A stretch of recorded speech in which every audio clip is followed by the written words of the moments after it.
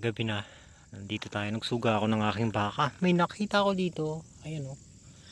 Alam nyo ba kung anong bulaklak ito? Ayan o, napakalaki.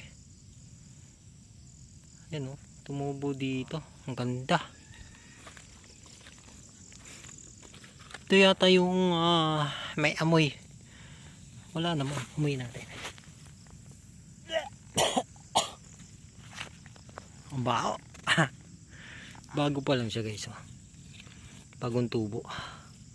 Ay, tsura niya. Oh. Para siyang mga laman. Yan dami. Ano kayang alaman yan guys? Ayan. Tsura niya. Ayan, dito tayo sa bundok. Yan. Yan. Diyan makalaga ako. Yun, yung kambing ko, baka. So ayan, nakita ko lang dito. Ayan, comment nyo naman anong alaman yan.